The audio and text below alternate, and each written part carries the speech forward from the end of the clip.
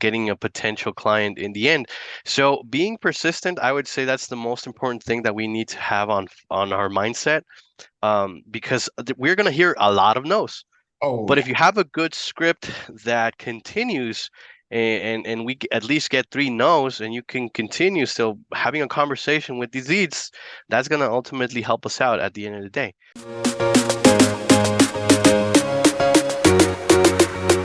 All right. Now we're officially live. Welcome, folks. We're back for another Tuesday topics here in the Power ISA Facebook group. The goal of these sessions, we do them every single Tuesday, is to educate people on the whole ISA process, from training, managing, executing, how to hire someone, interview someone, and how to run the best campaigns with the best practices that we learn every day. Today, we got one of our coaches, returning guest on the show, Esau. Welcome, Esau. We're here, and he does this every day. He helps coach ISAs in the role every single day. So he is here to give us his take and his best practices when we're talking about circle prospecting. Now, this is a hot topic right now, right? Not for any other reason than the market needs more listings. The market needs more listings. Everyone and their mom are calling expired listings. I know it. I hear it from our clients every day. You've got 100 agents trying to call the exact same set of expired listings every single day. There's not that many of them. We wish there were more. Everyone's trying to call those for sell by owners. A lot of them actually are selling in some of these markets. For sell by owners that are reasonably priced are actually moving in some of these markets. So people want to find out another way to talk to potential sellers. That's what they're looking for, right? And circle prospecting is one of those ways. It's one of those ways, okay? And recently, very recently, we've had a lot of different case studies. We're actually releasing a case study this week of an agent that is getting 2 listing appointments. He's in his second month, so not a year in, but in his second month is getting 2 listing appointments a week from circle prospecting. I'm going to say that again. He's in his second month, 2 listing appointments a week from circle prospecting. And again, I'm not going to claim those are typical results. That's an average result. It's not. But what he is doing, his ISA is generating 1 to 2 qualified sellers every day. Okay. That is what he's doing. And this agent, very skilled agent, I'll be honest with you guys, all he needed was to talk to more people every single day. That's what he needed. And he got a great ISA, making those calls, and he's having conversations with potential sellers. And of course, guys, seasonality, like this is the season to sell. This is selling season, prime selling season in the US. And it's going to continue. I forget the statistic, but something like half the homes in the US sell between April and July 1st. Okay. Half the homes in the US sell over the next 3 to 4 months. Half of them. Okay. Because of the springtime and then the early summertime, people are moving, people are all these things. Like something like half of the properties they're going to sell are going to sell over the next 3 to 4 months. So yeah, I'm sure some seasonality kicks in there, so that helped. But the point is, it's as simple as finding 1 to 2 qualified sellers to talk to every single day. So, SO, tell us what have you heard? What have you seen? What would you say are some great best practices for someone that's listening to us right now, saying, okay, I'll play along. I'm game. I think circle prospecting is a good idea. How now, right? It's no longer the what, it's the how. What would you say to that? Well, first things we got to understand that it's not something easy to do. However, you have to be persistent. You have to do it every single day. That's how you're going to get good at it. Obviously, I'm going to just point a couple of things, and then we could talk one by one. But yeah, ultimately, be persistent. Don't hesitate into making those calls, because in most situations, I've seen clients that say, you know what, I don't want you to push it too far. But if your ISA isn't making questions, isn't being inquisitive, they're just gonna stop you at the first no, and we're not gonna be able to build any report, or put into a functionality or active listening skills into, getting a potential client in the end. So being persistent, I would say that's the most important thing that we need to have on our mindset, because we're gonna hear a lot of no's. Oh But yeah. if you have a good script that continues, and we at least get three no's, and you can continue still having a conversation with these leads, that's going to ultimately help us out at the end of the day. Yeah, So 100%. have to be And persistent. so you dropped the nugget there. I want to drill down a little bit. I want to unpack that. You said you want to get the three no's. What do you mean by that? Give people a little bit more info on what that means. Get the three no's. Okay. So at the beginning, we want to ask, our intro has to be solid because through our intro, they're gonna meet us. Obviously, it's cold calling. They don't have no recollection of who we are, or maybe they were a past client. So our intro has to come off strong. Hi, and I'm gonna use an example here. Hi, this is Alex. I'm calling from so and so properties. Hey, we were just looking around your neighborhood. We want to know if you're interested in perhaps buying or selling anytime soon. First, no, it's gonna appear. No, no, I'm not interested. Then we have to have a follow up to that. Okay, and this is what a framed question looks like. So you have to be using framed questions as well. You can't just, ask a yes or no question or a very ambiguous question. You have to ask framed questions. And by framed questions, I mean put into perspective two different things. So we could go on our next question. Hey, let me ask you this. Are you a home buyer? I mean, do you own your home or are you a renter right now? So with that framed question, we have a path to go by next. So if they say, you know what, I'm a homeowner, okay, that's perfect. So let me ask you this follow-up question. Do you have any, thoughts of perhaps upsizing or downsizing your property? They might say no. That's our second no. Okay, not a problem. So let me follow up with this. How about an investment home or a second home? Are you interested in that? No. And then you give an outro. This is what I always let my ISAs know, the ones that I work with. Give out an outro, sound professional. Even though they said, three no's, you're still in the game. You still have to sound professional and you don't have to let that bother you. You're bringing a service, to your community. So you have to let them know, hey, you know what? That's perfectly fine. We understand the situation. Maybe you're not interested in buying right now, but hey, you know what? This is my number. This is what I do. Keep me in contact and then you let them go. But at least you Yeah. you didn't leave any stone unturned. You have to look, you have to Yeah. look for those riches.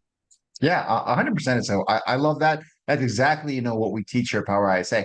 Getting to three no's is it's a framework, right? It is even when you're doing circle prospect, you got to give it a shot. You got to try. It's because, the outcome of the call isn't always going to be a conversion or an appointment, right? Right. That doesn't mean it can't be a good call. It doesn't mean it can't be a good call. You can have a really professional, decent call that doesn't end the way that you want, but you did your job on the call. Okay. I think that's a big distinction to make. And when we listen to calls, maybe the ISA is not making a bunch of conversions. When we listen to those calls, the longer calls that they have, and they sound good, they're getting to the third no, they're comfortable with the script, they sound professional, they're listening to the other person.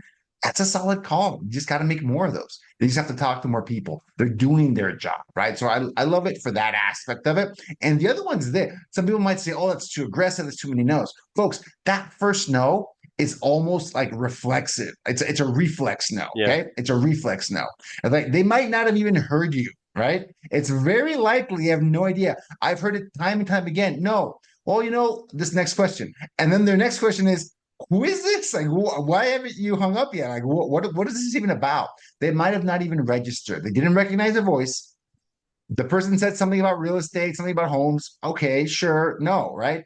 And then they keep asking you the next question, and that actually forces you to pay attention to the conversation, right? The easiest thing for them to do always is hang up the phone. That is Mhm. always the easiest thing for them to do day in and day out, right?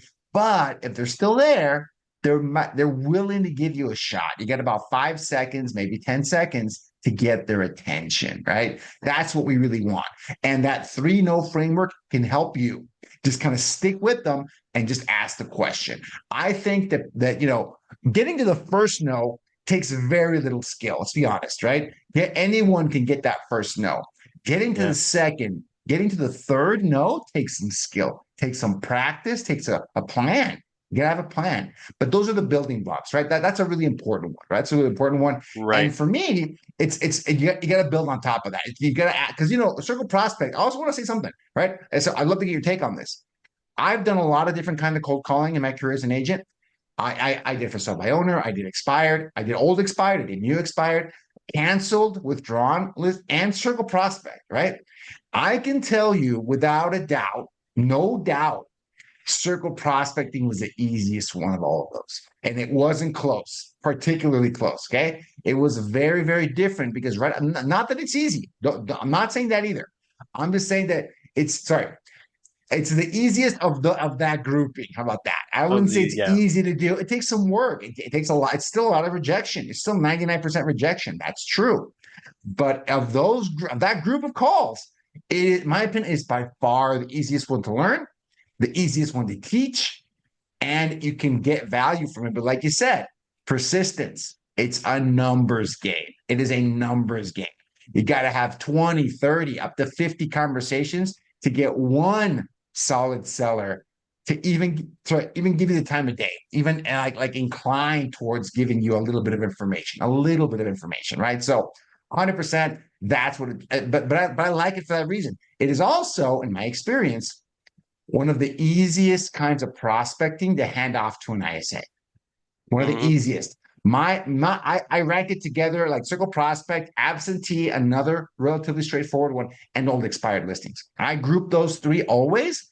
Downsizers too. That's another one I would throw in there. They're very simple kind of scripts of pros to hand off to an ISA because that's great. That's fine.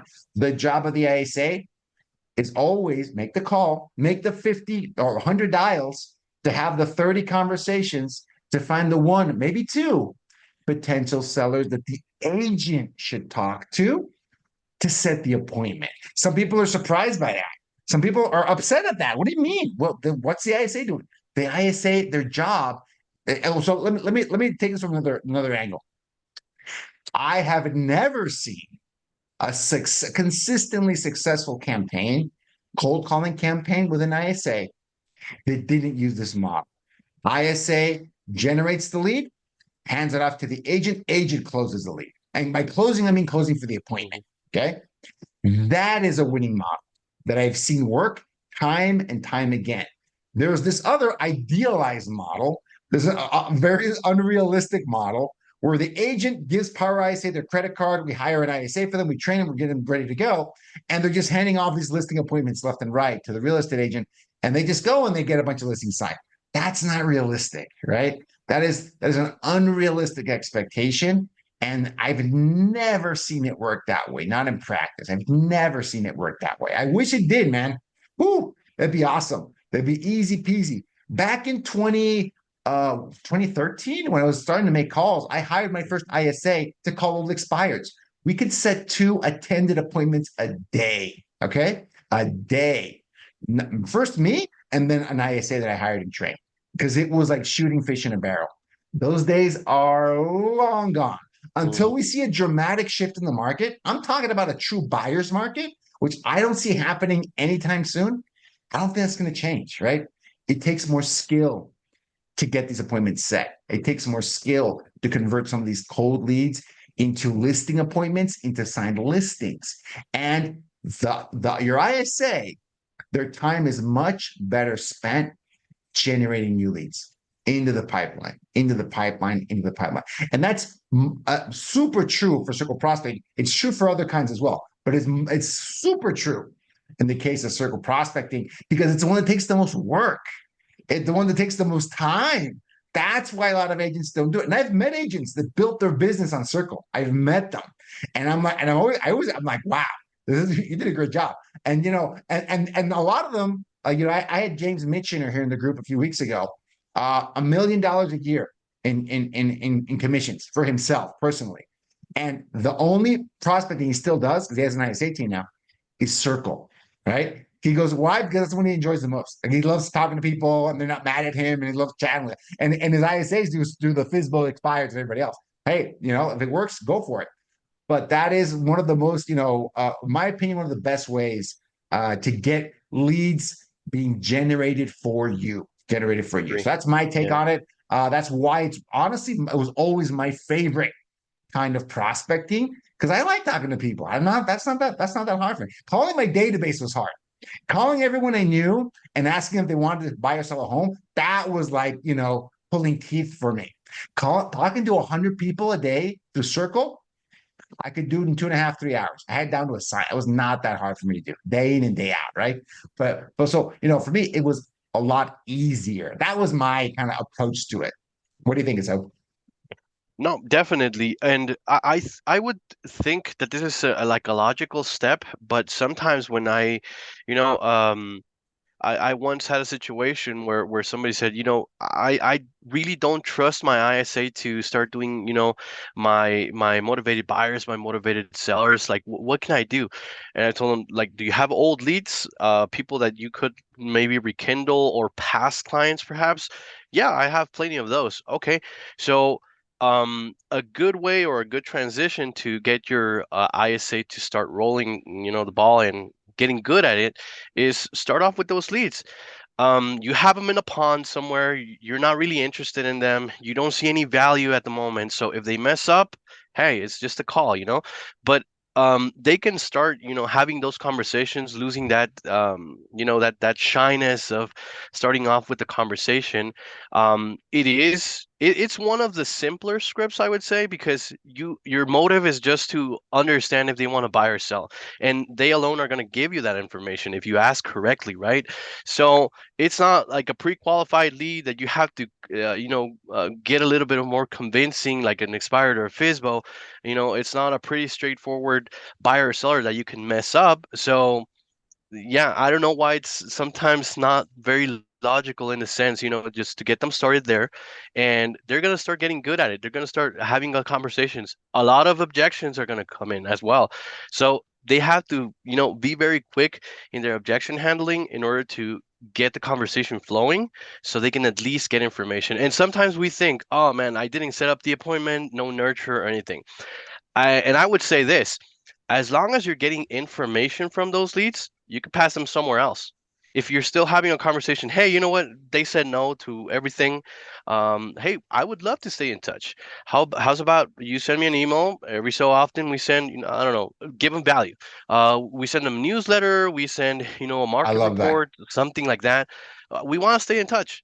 Oh, that sounds good. Okay, so here's my email. As long as you're getting information from them, you could put them on a separate list and just Yeah, have them on a drip campaign or something else. 100%. It's still beneficial for you. Um, Besides that, they're going to be filtering out your leads. So any number that's not working, let them know what they have to do. If they have to put them somewhere else, Trash it. oh, okay, it's not, Yeah. yeah, and then they're cleaning your database as they are doing all of these tasks all at once. They're setting up your funnel. They're cleaning out the database. They're losing shyness. They're continuing to speak. They're handling objections. And if they mess up on one of those calls, because it's going to be like a normal scenario, we sometimes are a little bit afraid when we start making our calls as ISAs. It's still not a big problem because for starters, they're not going to know who you are. And I'm talking about specifically the ISA, and then, okay, I messed up, and this comes from a perspective of an ISA, right? Because that's what would happen to me. Oh man, I messed up, but okay, continue, move forward. They didn't Keep even know who going. I was. And then you move forward, right? Yeah. Another thing that I want to add to this is that some people like to make small talk while they start, or they encourage their ISAs to make small talk while they start the conversation. I would say let's not do that because you can set yourself up for failure. Because if, let's say, for instance, I'm going to put this in example because I see this a lot. So best practices. So here's another one. Um, Sometimes we say, "Hi, Joe. Hey, this is Alex calling from so and so properties. How are you doing today?" And we make small talk, and we already mentioned the name, and they say, "Hey, you know what? This is not Joe. You got the wrong number, man." And they automatically hang up. So don't set yourself up for failure. Just, even though, You and that's the want to go good, a little too cute with it, right? You want to go like, "Hey, yeah, how's it going? and that's How the about beauty those of it. Packers? Like, how about those Yankees, man?" I feel like, Yeah, you know what? This is not a social call. I have friends that I can call if I want to talk to somebody and have a good time. We're not here to be buddies on this call. Like you said before, you want to add a value to your community. right. How? Get to the point. How are you thinking of adding value to my life today? Go for it. Yeah. And the value of this, or what I see value is, sometimes we even have in our system just numbers, no name. And then we think like, oh, what am I gonna do? I just have the phone number. What am I gonna do? It doesn't have a name. How am I gonna introduce myself? Well, same as always. Just give your intro, a solid intro. You don't even have to mention a name. And here's the beauty of it. If you still have a conversation with them, you can always go back to, hey, you know what? We already had this great conversation. You already told me that you want to sell, you want to buy, Mr. Lead. So what was your name? I didn't get your name at the beginning again. Oh, it's Joe. Oh, perfect. You got a name. So that's the way to go. Those are the best practices that we typically, tell our ISAs to use. But you also have to be there with them, give them feedback, help them out. If they have any questions, get them on the right track. Because at the end of the day, they're going to be working for your team. You want them to be however you want them to be. Yeah, 100%. Could have said it better myself. There definitely is a progression. I always tell folks when we're talking about cold calling, a good idea is to start with circle. I always tell them just start with circle. No matter, even if your plan is to ultimately get them to call different lists or be rotating lists, that's fine. Start with circle. Very simple script, very easy to execute, and you can work out the kinks in the system, right? Right. Get to know the local area. Like I said, get to know the local area. You got to start figuring out things very, very quickly. And it's a low stakes conversation. It's Yeah. a low stakes conversation, like you said, right? You're not on a super motivated buyer that you can't mess up or you're going to cost a team thousands of dollars. I've Mhm. had teams put brand new ISAs. I'll give you an example on their Zillow Premier or their Zillow Flex Mhm. leads. And I'm like, you're taking, so I come, I stop, right? Like, no, because number one, you're setting them up for failure. They're Yeah. going to be up, they're going to get trigger shy because those leads cost between $200 to $800 per lead, right? So, I mean, that's just not what you want to do when someone's starting out. And again, there's always exceptions to every rule. There can be some Mhm. mitigating circumstances, maybe, right? But I just would not, that's not a smart thing to do. Wouldn't start someone off there. There's a progression. Like I like Circle, I like old expireds, I like absentees. So you can start building ISAs up. I love that. And the chit chat thing, I think that's so right.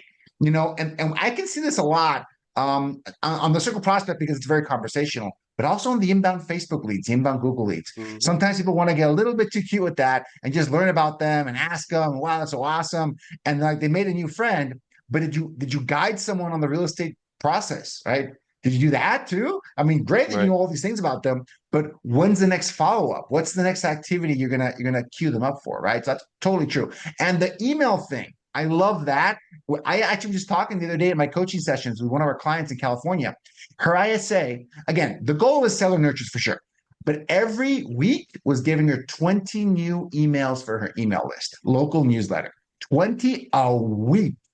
That's 1,000 a year. 1,000 local subscribers verified email. That is worth thousands of dollars in the US, in a market, especially a market like California. That is worth thousands and thousands of dollars. If they can get 1,000 verified, confirmed local homeowners to give you their email for your newsletter, that's super valuable. Like you said, that scripted outro can be, well, you know what? I just want one last thing. Would you like to receive our weekly market updates, see what's going on in the market, and get our deal of the week? Would you be Mhm. interested in that? Sure. Great. What's the best email to send that? Boom, boom, boom, boom, boom. Thank you so much. That this ISA is killing it. It's almost worth it just for the emails. Like they're getting him in there to get, every month he's generating 80 to 100 new emails for their email list. It's that's worth the price of admission, period. End of story, right?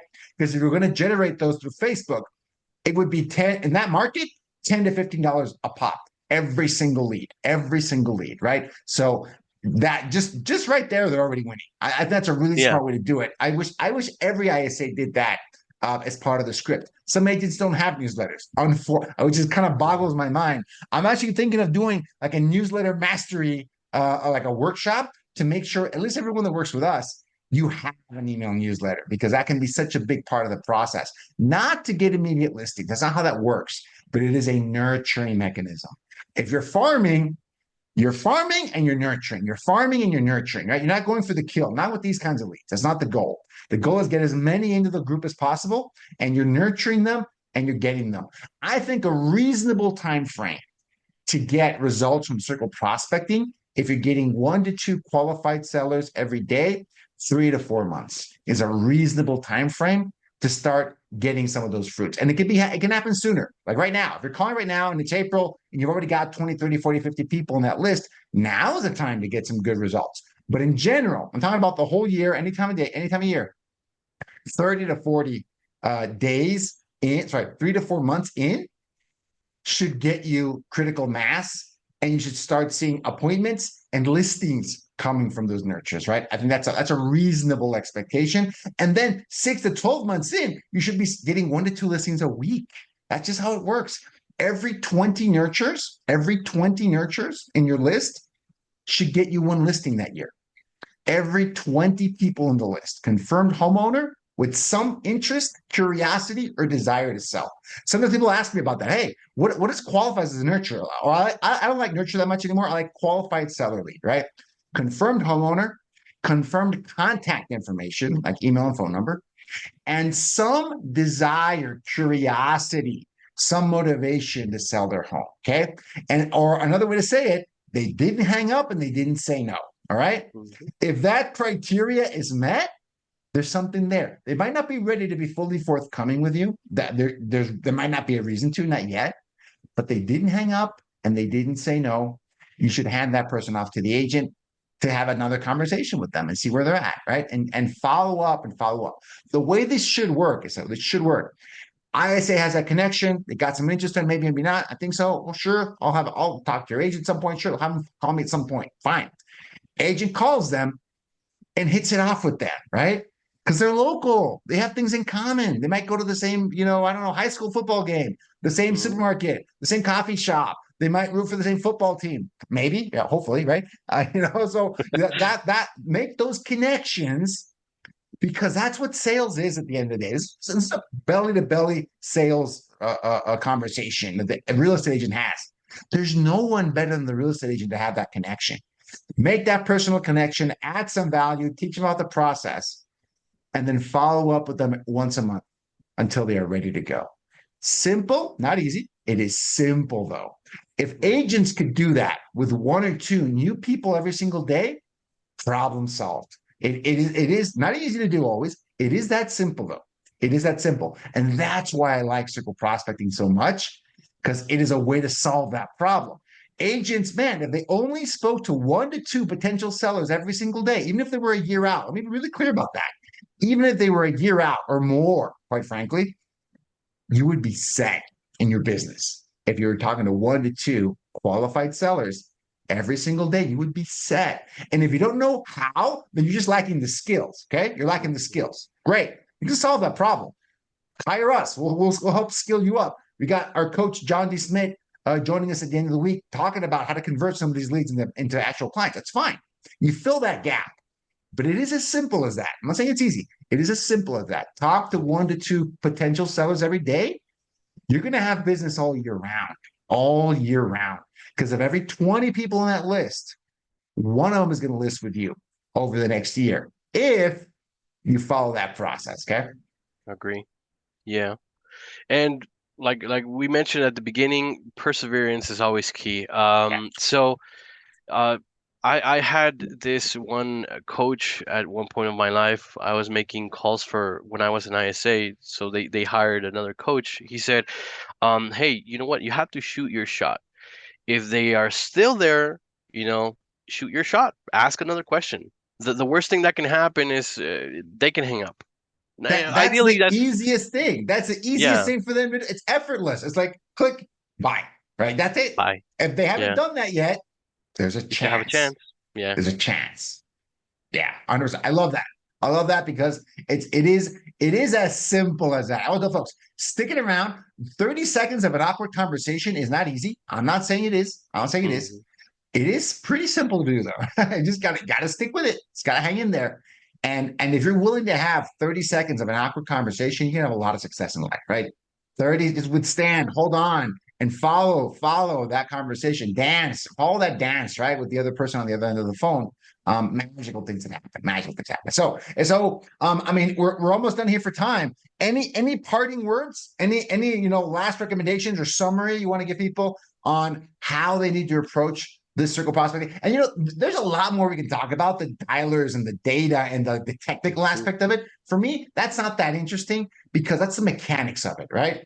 For me, the most important thing is what we talked about today, the mindset of it, the nuance of it, the process, the tools. You can solve the tool. We can solve the tools for you, right? Esau and other coaches will literally set things up for you. That's fine. That's not that hard. The hard part is understanding what to do with those leads and understanding where they fit, right? And how to take these nurtures, from initial contact to the closing table. That's why I think that's the more interesting part of the process. What would you say to someone, as a parting word, as a kind of a summary? Well, always keep moving forward. Maintain a good thought process during the whole, situation, because it's not going to be easy. Like we have been mentioning, it is simple. It's simple to do when once you understand the concept. It is simple to The do, the simplest kind of prospecting you're ever going to do. It is. It is. but it takes some time. So you have to be patient about it. You have to try different tactics as well. It's just a matter of fishing and using the right bait. So different zones, different areas respond differently. Like people in California are going to respond way different than people, in New York, and I have seen that. So Yeah. find the right pattern that works for you and try to stick with that. And just if you're going to make some modifications to your script, do a couple of tweaks here and there. Remember, it's a cold call, so you have to impress within the first couple of seconds. So you have to come off strong, and with coming in strong as well, you also have to do the mirror matching technique. Whatever their pace is, you want to match that as well. Whatever their tone is, you want to match that, so they feel more connected to you, and you can have a little bit more of a chance to actually, get a conversation flowing. But yeah, I would say persevere and just be patient with it, and good things will come to those who wait. So Yeah. yeah, it's just a 100%. matter of working, right? Yeah, 100%. I agree with that. And those are some great recommendations. And also, bonus for the people, listening that waited until the end. I'm dropping a new YouTube video this week on this very topic, like best practices for circle prospecting. So be on the lookout for that. This is going to be on the Gus Munoz YouTube channel. We'll drop a link here in the group once that's done. But a little treat for people that are interested in this topic. Awesome. So thanks so much, man. I appreciate you. Thanks for jumping in. We'll see you on the next one. And for everyone watching, I appreciate you guys. See you next week.